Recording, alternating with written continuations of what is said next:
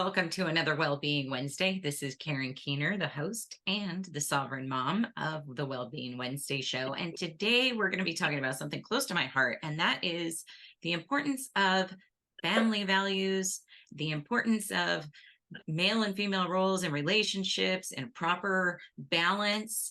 And I am bringing on a friend of mine, Rose Pinochet, who is working on helping couples find each other in this balance, creating healthy relationships to create a strong community. So welcome, Rose. Hi, Karen. Thank you so much for having me on. I'm so excited. And thanks for promoting our upcoming project, the Underground Cotillion. I love it. Thank you. I love the title you got there too. That's perfect. We're bringing values back. Yeah. So talk to me about what inspired you to think of, like, as far as well-being of society, the well-being of community, and creating stronger society, stronger countries, ultimately, probably, or at least small cities and communities. What led you to, we need to fix relationships? So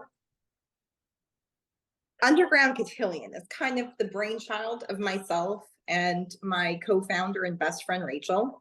So we met at Childerberg, which I've been trying to get you to come for the last, I don't even know how many years.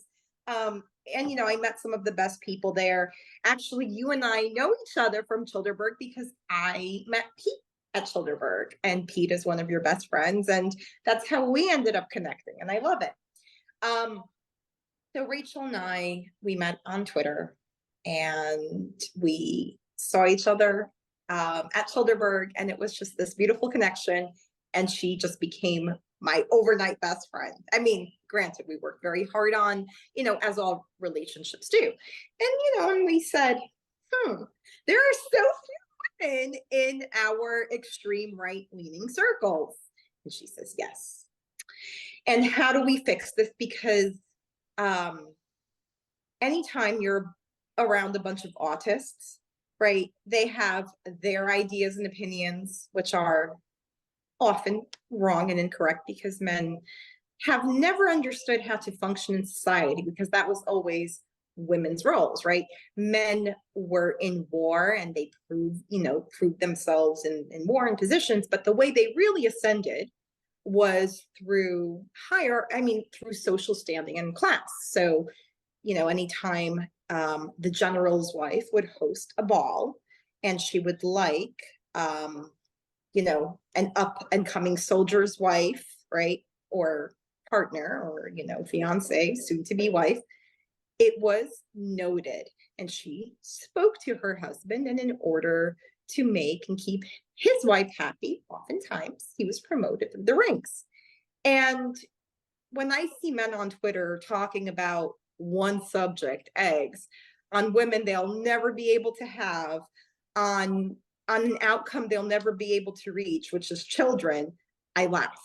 Because with Underground Cotillion, what we wanted to do and what we saw was the breaking apart of the social dynamic structure, and we'll speak about that later. So once you have a broken structure, which is relationships, interactions, right? What we're doing, but it's easier to have friends than it is to have a partner. So when you fix partnership, you can build communities. Building communities means great outcomes for our people, for our side, and our development. So how do we do that was my next question, right? So wait. Can I pause you for a minute? Because you said our side. So it sounds like you're just talking about a sort of war here. And I talk about culture war sometimes, maybe not in my videos on well-being, but I'm pretty outspoken about the culture war on social media and how you have to play a role in it. There's no mind your own business, bury your head in the sand, keep your opinions to yourself. In a culture war, it needs to be like front and center, but also you need to be living the values, right? Absolutely. I am that culture bitch. I have been preaching culture before anyone ever talked about culture wars and made it mainstream on Twitter or social media. I've frequented museums. I'm the best and most well-read individual. I host a book club on Twitter. I'm once again banned on Twitter. I woke up to that today. Um, all because I want to ensure proper outcomes for our side meaning right leaning values, right leaning people, right leaning individuals. I don't care to put my time, my resources, my energy, and my well being into something that benefits the left. They don't do that for us. I will not do that for them. We Yes. shouldn't, right? Right. And so when Rachel and I were talking about building this up, we said, what is missing in people's lives? Well, good, healthy relationships, good, healthy friendships, and partnerships fall into good, healthy relationships. Then it's money and acquisition. I see so many people, working 2, 3 jobs, and they don't know how to get out of the rat wheel, right? Out of the rat race. It's just like spinning and spinning and spinning. And so I said, well, we need to do coaching and development courses and not bullshit like, let's talk about feminism or let's be culture, content creators and talk about culture. No. Everything is out there, we know. But you know what most people don't know? How to finance their future, how to invest in the stock market, how to figure out how to build generational wealth, no matter how small it is, because something is better than nothing. And so I run two big groups on Facebook. It's crypto and stocks. And we've ensured that no scammers get through. I mean, it's impossible to have, it's like a Sisyphean task, but we try very hard to bring in information and ways to ensure some sort of, I don't know, investment for your future. And then I said, if we're building such great communities and people, we got to go into right leaning values. We have to take the next step and build right leaning communities and societies, because otherwise everything that we're doing is going to be in vain. So we are a matchmaking service because that's where it starts. But our end goal is to keep people happy, which means creating a community which has been so decentralized. So my years as a consultant and an analyst kind of do this type of like functional connection, like bring in that operative connective tissue. And I know that our service has never been tried before, and it's definitely an uphill battle, but it makes sense. And this is something we need. It's paramount because it's so terminal out there. Yeah, I keep seeing a lot of people that are on the right value wise, and they are struggling to find relationships, both the men and the women. And I just feel like they're like bumping into each other, but not seeing each other. And I can't figure out like how they can't see. I don't know what it is, but they are there. There's plenty of, and I don't think that there's not enough women. I think the women are just shy or afraid, or I think there's a different way that men speak to one another online as opposed to the way women speak online. And the way men speak to one another online is sort of combative. It's sort of that battle mentality you were talking about. It's that like take charge and fight to the death kind of thing. And when you do that in a Facebook forum about opinions and various factoids on various topics, and you're being ruthless about it with a woman, she's not going to want to have anything to do with you. And so I think that they just don't know how to like tone it and then they're single and they're like, why am I single? And it's like, because you're a fucking dick, dude. That's right. Well, see, you nailed part of it. I will have a little bit of dissent with you. When I see men interacting with other men, it's almost like they're simping for other men. So through, because I like to bring in a historical perspective, right? That's what all my accounts were and have been, all 7 that have been banned in the last 3 months. So about 60% of men were always incels, which means hegemony, which is where you can marry upwards. That's why women were able to do that, right? It's not because women are lazy, it's because women were able to do that. Because in order to ensure power, right, men like to have the shiniest object. And women are one of those shiniest objects. Women represent power, glory, welfare, right? They represent the ability to kind of procreate, to continue your generation. And women, for the most part, can do that. Men can't, right? Because it's easier for women to get pregnant, and if they don't, that's a personal choice, whether it's health reasons or they see the downfall of society. But we are trying to prevent that. So when I see men interacting with other men, they're literally simping for them. It's like, wow, you look so great. What great vacation photos you have. And it's a little strange. And I'm not saying you shouldn't compliment your guy friends. I'm saying the way men want to be recognized by these, what I call drama economy accounts, is appalling. And what they do is they take these accounts that are controlled opposition, that don't teach masculinity, that hide behind a quote unquote red pill, which is not a red pill, it's a fag pill, right? If you are taking advice from anyone who calls themselves the manosphere, they don't, and they're not married, they tell you not to be married, they tell you not to procreate, congratulations, you are not participating in the patriarchy. If you think your opinion matters because you're a man, congratulations, you're a leftist, because that's affirmative action, and patriarchy was never meant to endorse affirmative action. Yeah, okay. I hear what you're saying. So The problem is, basically they sound exactly like those Alyssa Milanos and whatever that are not going to have a baby because they're like railing against global warming or whatever it is today, yes. or so they're doing the same, it's the same outcome. Mm-hmm. It's this, they're effectually doing the same thing. Right. So it doesn't even matter what their rationale is. They're effectually in the same boat together. I see that Absolutely. as well. I see a lot of men trying, how do I say this?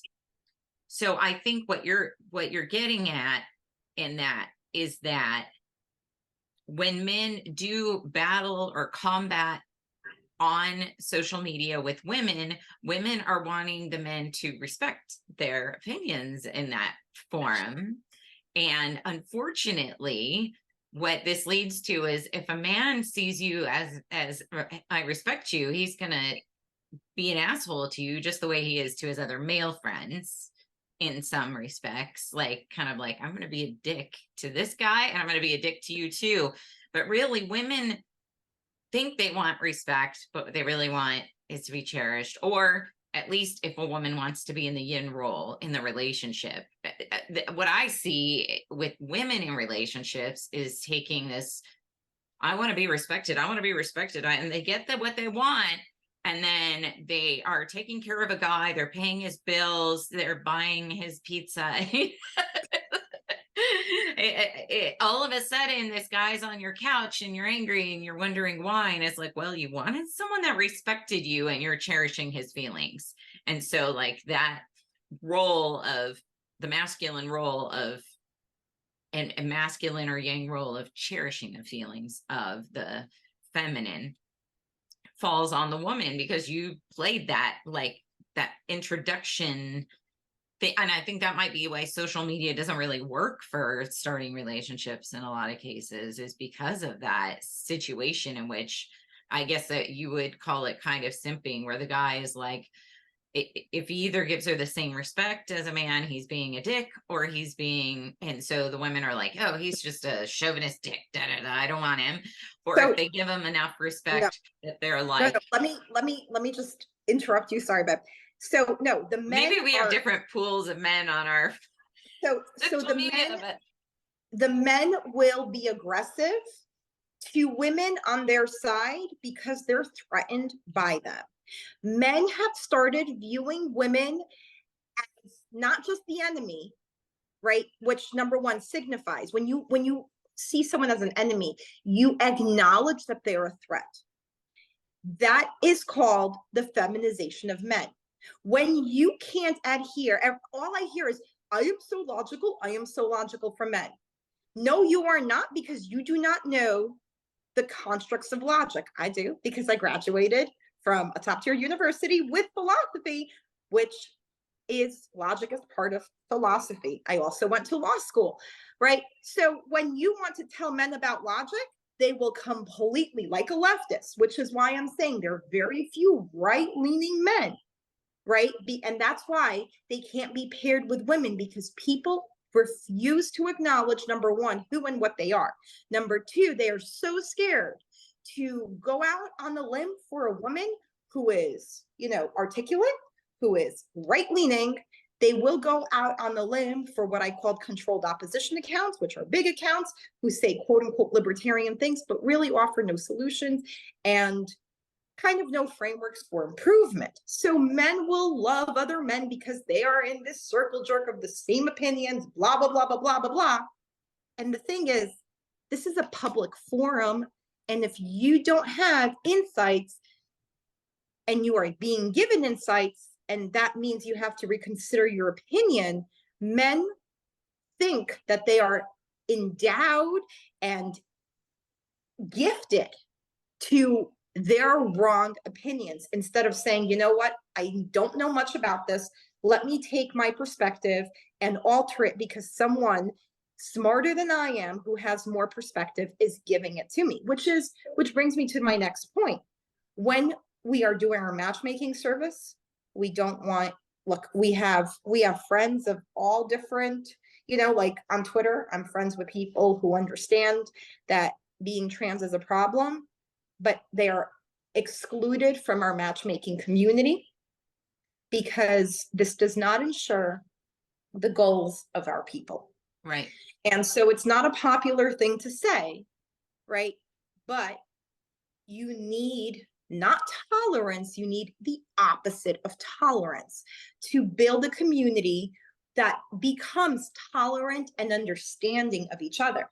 So anytime you have a disagreement with a friend, you don't like blow the roof of off of your house Right. or their house. I feel like I see what you're saying, where we're going overboard to accommodate the views and opinions of people that would not do the same for us, because it is like a culture war and they understand it's a war, but we think we're still like trying to win them over somehow or something.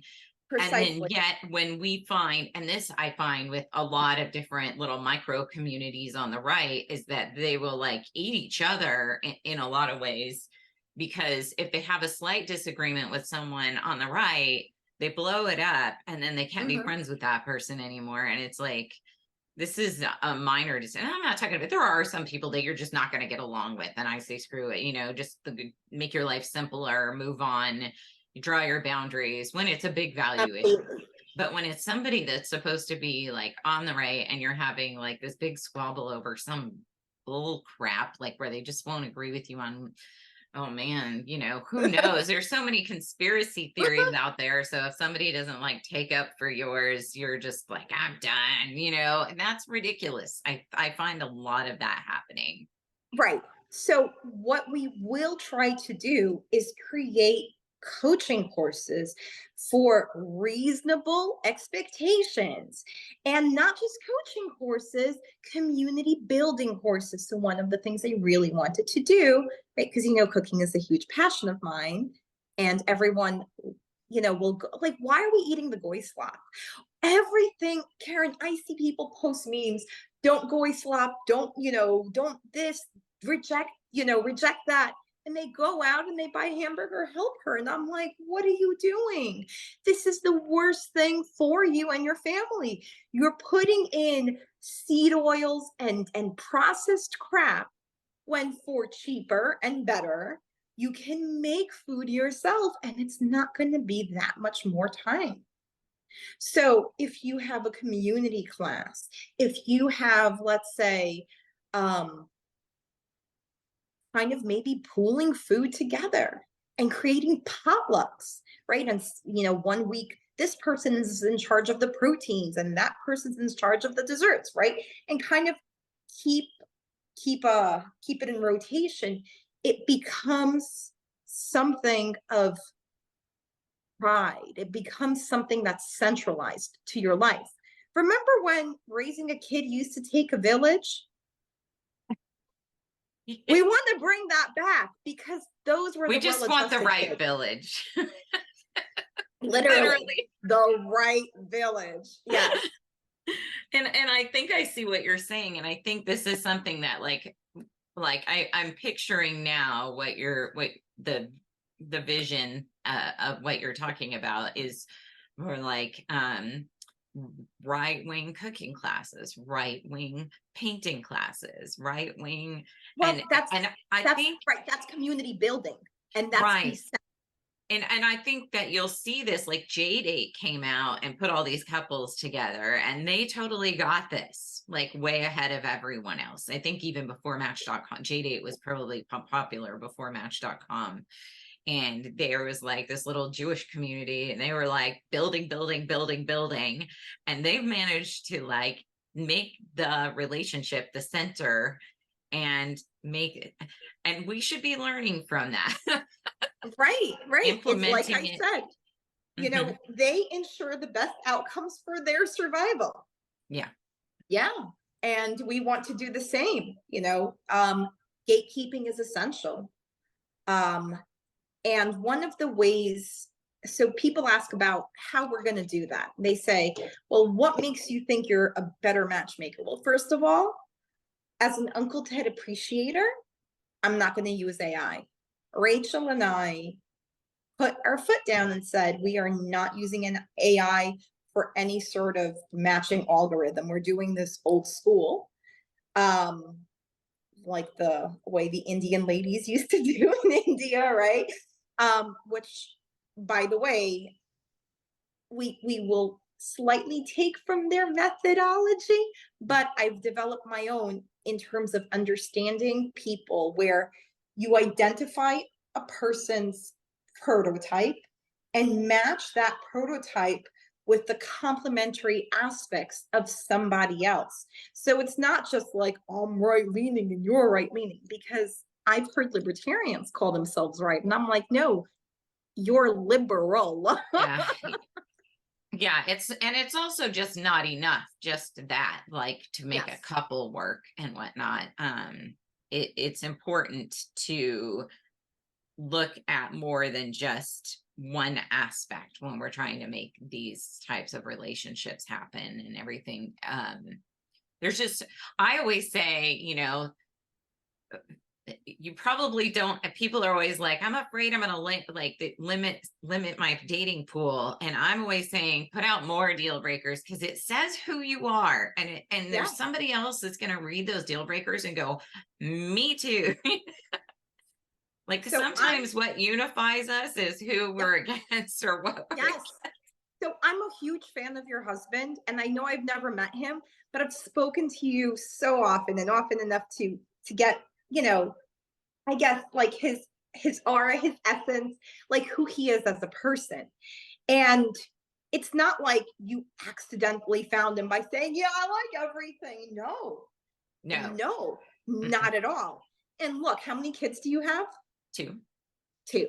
And your husband's great and he cares for you and you provide and you He care for him. cherishes me. He He very much cherishes you. cherishes me. I He's love very that much word. the male role, and he's also a dick. Right. Which is perfect, right? A lot of times we don't understand that we have to be insular and help our communities first and foremost, because without our communities we are nothing, right? The every man is an island mentality has to go, because no man is an island. And these are some of the questions that we're constructing and building. Again, what we're doing is fighting an uphill battle, And because I think it's great that like some men are dicks with other guys, but they're not with their own wives. Does that make Right. sense? Like, Of it's just, course. and I feel safer knowing he will defend me, and I don't need him to defend me online. I need him to defend me from threats like out in the world. And so Yes. to me, we need to be like on the same page, and we are, we're on the same page in so many ways. But, if I need someone to, like, in the middle of the night, I hear a sound, he's got the gun and he's like checking it out, and I'm He's not. like, I got this. I've been prepping for this my whole life. That's Yeah. more, and he's also can be very like, but he can, defend himself in a conversation or whatever, or his point of view, I should say, in a conversation.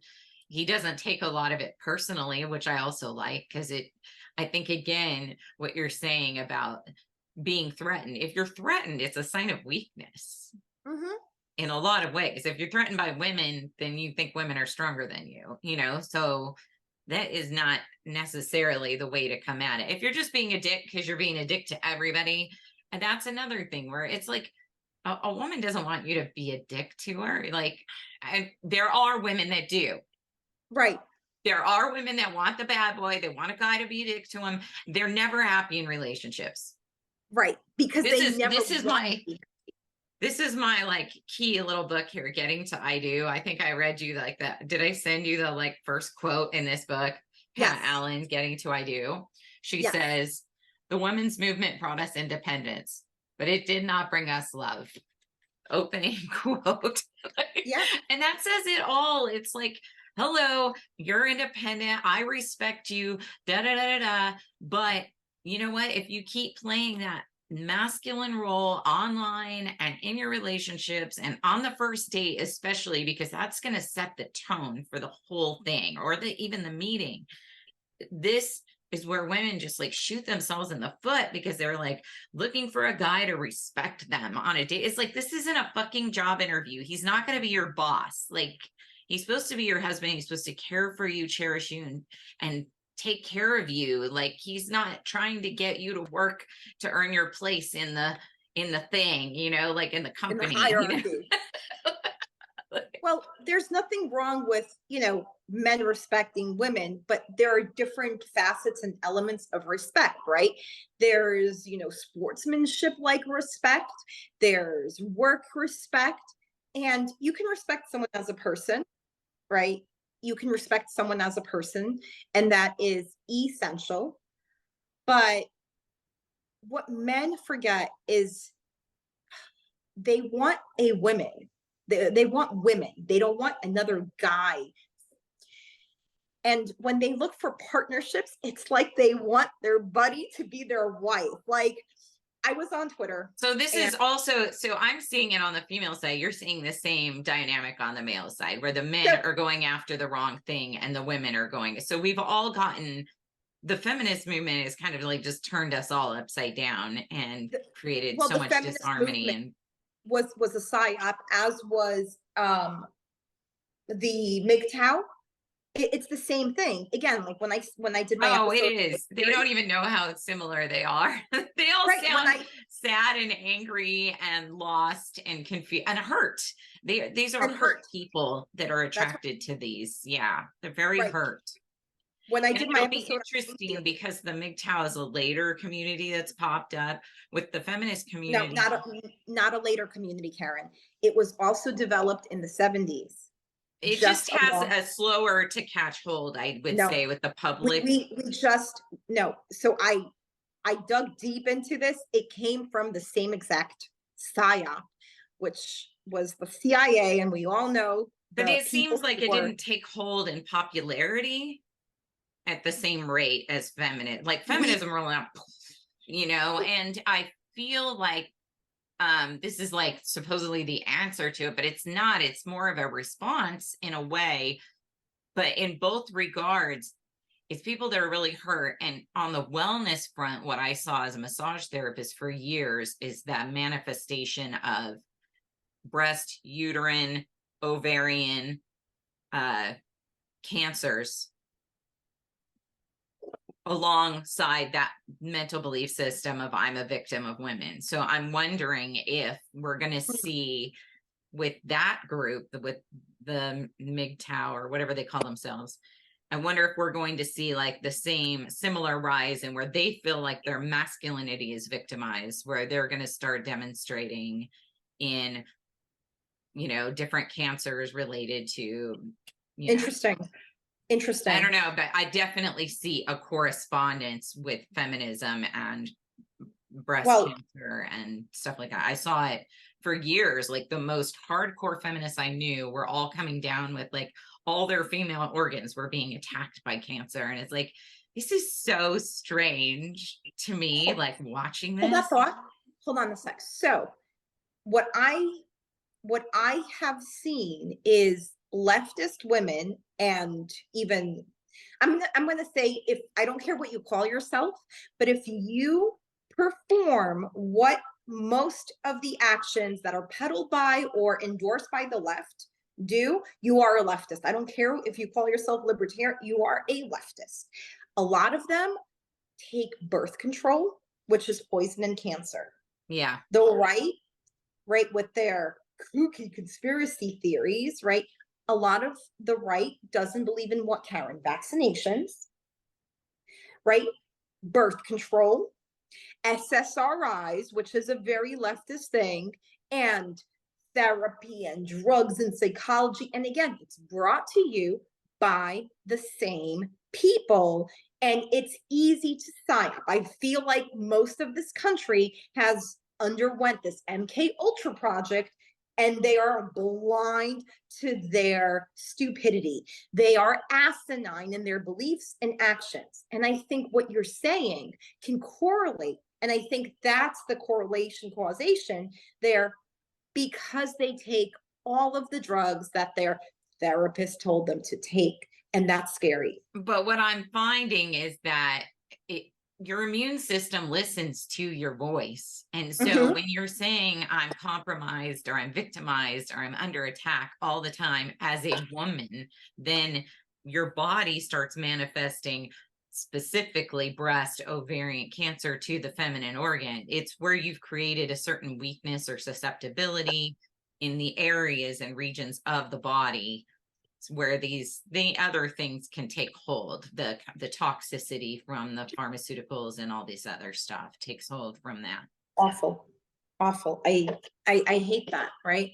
And one of the things that, I really appreciate you doing in your work is offering some sort of holistic advice that's not just, okay, take what big pharma tells you to take. So wait a second, we saw COVID. That was like the Great War. And you still believe pharmacology? Like you still believe big pharma pharmaceuticals? It's surprising to me when people who claim to be on the right are totally, it's still doing it, or still buying into it. And to me, one of the things is changing the way we think about our bodies and the way we think about our health, because that's like the first step. And it may be the last step for a lot of people, just to stop thinking of themselves as victims might change their health radically. As far as like, somatic healing and different types of ideas where the mind is creating or perpetuating the disease state. It could be that you have to, as a non-victim, start being proactive for your health and doing different things. So it's the first step. It could be the last step, but it might just be the first step, but it's still in the right direction. And the right direction. The right direction. I love that. So what I wanted to say is what the MGTOW people and the feminists do, right? Again, these were manufactured movements by them. And that's what we'll leave it as. And when I spoke about game theory, right, in my podcast episode, he said, never play the most dominated strategy. And the most dominated strategy is I'm a victim, right? And you can say that as a man and you have merit and you have a point. You can say the same thing as a woman and you have a merit and you have a point there. But the important part is to synthesize what you go through and say, you know what? I'm not going to be like, well, women do this, well, men do that. No. Don't buy the drama economy. Cash in your currency, and your currency should be, how do I make it better? Yeah. Right? Everyone, so it's like the gladiator, right? Like I speak a lot in archetypes. It's like the gladiator in the arena. Be the gladiator in the arena, right? Fight for glory. Anyone could say, I don't think he's going to win because, like, I don't like his stance. Yeah? Go and make a stance. Yeah. Make it public, right? Yeah. Because How do I turn this around? How do I change it so I'm no longer a victim? yes, How do I, yes, maybe I feel like a victim in this situation, but there's plenty of, where are the people in the world that are not operating as victims right now, that, or that are not being touched by this victimhood that I see systemic across society, or whatever your bullshit that you invented right. in your brain? Where do you see the anomalies? And rather than attack the anomaly, which I see those people do, that's like the total simp move, whatever you want to call it. But that is the thing, like, too, I'm going to attack the anomaly that's like super successful. Follow them. Like, what are they doing? How can I, what can I do to be more of that thriver in that circumstance? Right. Or make some, or create your own, right? Part of the materialism of communism is, you're a consumer, you consume, you take, right? With our service, we want to create, we want to foster, right, a circular economy, right? Part of what we want to do when we say build communities is, hey, like, if we have a farmer's market, if we can do that, sometime in the future, we would like it to be exclusive to our members, because you can talk about whatever, you can make the same jokes, because I don't need someone selling a product, and if they want to use humor or off-brand humor, some leftist getting offended by it. No. Right. Right. We're a litigious society because, again, we've been taught to do this. We are a society that thrives on drama, right? The men call themselves men while they're tweeting. It's like, have you thought about getting lost at sea, bro? Have you thought about building a house, bro? Like, you talk about Odysseus and all you do is act like a eunuch. Stop it. So one of the things that, we kind of want to do is reinvent and bring back the cultural institution. Because think about it, because I know you're a bit older than I am. When you were growing up, where did you possibly, or where could you possibly meet your potential partner? And then tell me the same perspective with mom and grandma.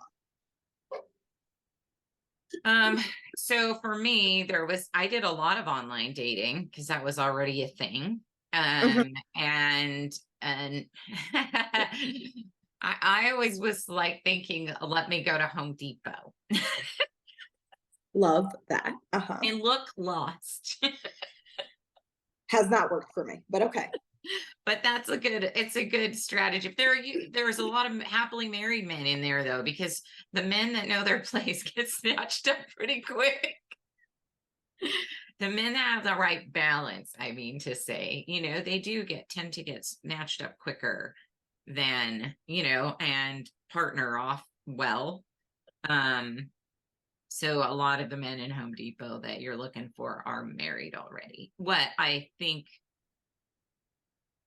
but those, I would go to maybe young Republicans, but they might be a little nerdy and stupid. But there's some, I used on Match, I used those keywords, the filters. I was like all over the like hardcore with the filters. And when I looked at their filters, if they were lazy and like, I'll take anyone, I was like, not for me, because I am not looking for somebody that's looking for me to fill a giant hole in their life that no one can fill. Like, if just about anyone could fill the space in your life and you'll take just about anyone, then I'm not for you, because Yep. like, you need someone that like no one can fill that space. Right. So the more specific you are, the more, through the eye of the needle type of thing. That's where I want to find my person. But How did your mom meet I would say that, husband? what's that? How did your mom meet her husband? Where did they meet? This was shitty. They had a terrible marriage, but they met because she worked as a legal secretary for the attorney that was processing his divorce. Okay. And how about grandma? Grandma and grandpa, they met, that's hard to say. It's probably they met on a base or something because they were both military kids. Okay. And they also got divorced, alcoholism and like extreme alcoholism on both sides Well, there. let's shelve that for a sec. But grandparents in person, mom and dad in person. And how did you and Aaron meet? In person. In person. Exactly. That's what I was going for. Right. My grandparents, on my dad's side, because we left Russia very young, and my grandfather's just not someone we speak about because the state paid him to neglect my mom and her sisters, and his wife. So my grandparents met in person, and my grandfather spotted my grandma, and he said, "This is the most beautiful woman I've ever seen." And he was, I think, like a year or two older, but he was in like the same. So in Russia, they didn't quite have like the same type of schools, but it was kind of like a university, right? So it was in like the same, I guess, overall arch, like in the same class. That's the best way to describe it. My parents met because my mom was going to a movie theater. My father with a girlfriend of hers, my father with a guy friend of his, was like, if this girl goes into the movie theater, I'm gonna ask her out. If she like turns the corner, I'm not. But she's gorgeous. And I'm hoping she goes to the movie theater, and she did. And so like my dad rushed in and said, "Hey," right? So he spit game somehow. Um, and my very long-term relationship and I, and we have a great relationship still. We met in person because we made the metal scene. That is what I'm explaining, right? You cannot say swipe, swipe. It's never going to work because the algorithm, number one, is against you. And number two, right, this is alchemy, right? Like the You know what? connection that we have. I will say this though, because I used to Uh-huh. write profiles for people that dated online and be a consultant for people that were dating Yes. online. And I was still dating online, and I was able to help people find their matches like through online dating. And but it was easier because if I think back, all those people were on the left, and the left is more like unified, I want to say. Yes. Of And course they're they are. so they're like, they have to agree. You don't get to be on the left if you don't agree with everything. Like they Right. kick you out. And a lot of people that are on the left now today after COVID have learned this the hard way, that they don't get to be in the left anymore if they don't agree with everything. And so it's more cohesive, and it's just a lot easier, I think, to find someone online if you're on Mhm. the left. Right. So with right-leaning communities, we have all these like I would say we're more diverse.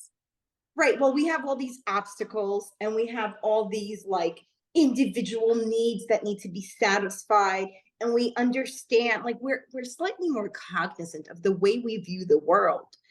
But what we're trying to do is say, let us create almost like a hierarchy for you of things that you deem important, because most people don't, right? First of all, they need this alchemy, in-person alchemy. Second of all, they do need some coaching in terms of understanding that, someone who doesn't believe in the moon landing is not on the same level of importance as rejecting the COVID vaccine, right? You know what I mean? Like I get both points, but the COVID vaccine probably rates a little bit higher Right. than someone admitting whether or not we went to the moon. Right? You guys need to chill with that. You But cannot we are in a it. place where it is this what you just said. It's funny, but it also explains the Autism. complexity, the challenges, the difficulty, and the struggle that people have because they just don't know how to prioritize what is crucial to day-to-day life A, and they're misprioritizing things and they're making something their baby that like is like gonna get in the way of them having like functional lives at work, at anywhere, any relationships. It's just going to make it more difficult for themselves. And it's funny that you bring up moon landing or whatever is the thing, and I think it's funny, but at the same time it shows the unique challenges that critical thinkers have, figuring out what's critical. Right, right. Because they were so very few people have developed something from scratch, but also the point that I was making with my grandparents, your grandparents, right, our parents, where they met was cultural institutions. We no longer use school as a cultural institution. We no longer have clubs where we interact with each other, which was another cultural institution where Right. we could, meet people and introduce other people with other people. Yeah, we have social media and it's wonderful and we get to keep in touch this way, but it's not the same. It isn't the This is same, and it, because part of it is our fierce individualism keeps us from like planning social functions or doing things together. well, And it takes right. It takes time, but these things were literally stripped from us because, you know, they decided that people don't need this and they need to just supplement their free leisure time with Netflix slash work slash, polyamory and broken relationships. Instead, you have to fix you have to cut out the cancer and then you have to fix the host, right? the You have to fix terrain, yeah, the you have body. to fix the terrain, and yeah. And I think with cotillion class, right? Because we called it cotillion because we do want to plan events. That's essential to the function of cotillion. We do want to match people. We do want interaction. We do want eventually, like I said, to build the communities, right? The centralized communities that can develop into, the things that we believe in monetarily, economically, culturally, blah, blah, blah, right? So, like, no drag queen story hour, reduction of taxes. But again, these things can only be done if we unify. And Right. right now, the only side that wants to unify is the dissident right. Yeah. And, I think what we're doing is essential. And we are looking for donations to make this a reality. Yeah, I like everything about it. I think that we are on our way with this idea. And I think that the idea of cotillion also puts a certain sort of elitism around it, that, and exclusivity, um that I think is important. It's funny that you can talk about unifying and exclusivity in the same breath, but most people think like just use the word unity has been so abused to mean like tolerance. Mhm. And tolerance has been elevated to a good thing, which is totally fucking not. It's like you have no boundaries if you're tolerating a lot of other people's bullshit all the time. Um, Tolerance got us here. Tolerance got us here. yeah, And nobody's happy here. right, right. We need to go the other way, go back. Right. Or make an outcome that you say, this is where I'd like to live. Right. When was the last time? I mean, you and I talk about this often, but when was the last time somebody, not us, said, it would be great if ABC happened. And the way ABC would happen should be through XYZ. Very few people can plan that. Right. And I'm that's even why they're tolerant of everything. my sons are still young, but I'm imagining that if there was a cotillion like this that was putting on social events for my sons when they were in their late teens to meet, or young adults to meet young ladies that had like come from the same value set and the value system, I would definitely want my kids in that. Like that's something that I would definitely pay for. Right. My kids are still young, so they're not quite there yet, but I would definitely be as a parent. And I think that that's the thing about cotillions historically, is the parents were the ones who stepped in to help their kids find you know, we're talking about matchmaking adults, you know, or whatever, but like starting to get your kids in a community, kids and young teens and young adults into a Mhm. community where they're socializing in person regularly with the right kind of people is probably not a bad idea. Thank you. It That's seems that's exactly desirable. what we want to do. Desirable. Yeah, as a parent, Desirable. I see that as very desirable. Because I think about it and I worry. I'm like, oh my God, how are they going to be able to date in the, you know, post COVID world? And, Yep. you know, I I think about that all the time, right? I know so many great guy friends that I have and so many great girlfriends of mine that I have. And I'm like, man, we're first of all far. Second of all, this is nuts that someone in Michigan, someone in in New Jersey, someone in Florida. It's crazy how no matter where you go, if it's a red state or a blue state, it's just hard to find someone because everyone's given up and everyone acts like a brat. And that needs to change. Tell me I'm wrong. no, I think that there's just something out there. I think part of it is, you know, we're talking about men and women online and what we're seeing with people that are struggling, but I would say that the struggling people are the most likely to have a habit of painting all men this way or all women this way. And it's with their speech that they do this, but they're perpetuating a belief system in the back of their mind that all people are a way that they wouldn't even actually want to be with someone like that. And so it's like Right. if you believe as a woman or as a man, but let's just say as a woman that all men suck or all men blah blah blah or Mhm. whatever, and then you're talking about how you're single and you can't meet someone, well, all men suck, so why would you even want one? And so Right. there's kind of like a self that the men that they're going to attract are going to be the ones that confirm their bias that all men suck, and or they're going to be looking for a confirmation bias of that in the potential partner all the time to validate their belief system or whatever. And so I think, and or vice versa with the men to the women as well. And I think this is where people are just like doing this, like they're Yep. just not going to come together because they're just not, they're so self-defeating. There's so many self-defeating things happening that the shift of consciousness has to happen. So I think the classes are great because the classes are an opportunity to teach